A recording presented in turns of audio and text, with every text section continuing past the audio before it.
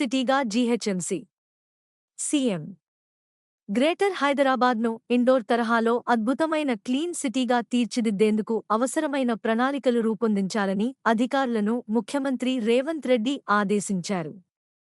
అధికారులు ఇండోర్కు వెళ్లి అధ్యయనం చేయాలని అన్నారు.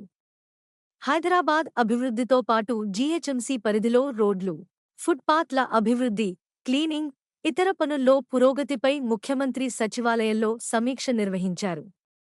కాంప్రహెన్సివ్ రోడ్ మెయింటెనెన్స్ ప్రోగ్రాం కింద చేపట్టిన 811 కిలోమీటర్ల రోడ్ల నిర్వహణలో నిర్లక్ష్యం వహించే కాంట్రాక్టర్ల వివరాలతో 15 రోజుల్లోగా తనకు పూర్తి నివేదికను అందించాలని సీఎం ఆదేశించారు.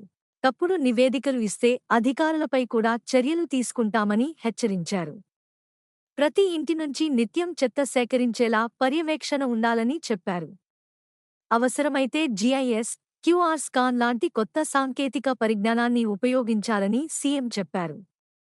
జీహెచ్ఎంసీలో నిధుల సమీకరణకు స్పష్టమైన ప్రణాళికలు చేసుకోవాలన్నారు. మూసీ రివర్ డెవలప్మెంట్ ప్రాజెక్టు పనులను వేగవంతం చేయాలని ఆదేశించారు.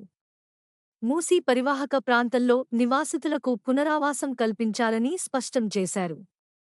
ఎక్కడా తమకు అన్యాయం జరిగిందని నిర్వాసితులు బాధపడకుండా వారికి భరోసా కల్పించాలని చెప్పారు. అధికారులు స్వయంగా వెళ్లి పరిశీలించాలని సీఎం ఆదేశించారు.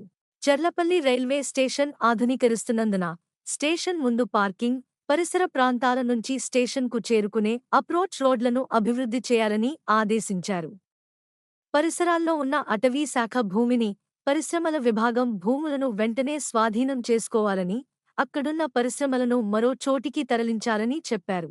సమీక్షా సమావేశంలో సీఎంతో పాటు మంత్రులు పొంగులేటి శ్రీనివాస్ రెడ్డి, పొన్నం ప్రభాకర్, సీఎం సలహాదారు Vem Narender Reddy, GHMC mayor Gadwal Vijayalakshmi, MLA Jayaveer Reddy, ప్రభుత్వ ప్రధాన కార్యదర్శి శాంతికుమారి, జీహెచ్ఎంసీ, హెచ్ఎండీఏ తదితర విభాగాల ఉన్నతాధికారులు పాల్గొన్నారు.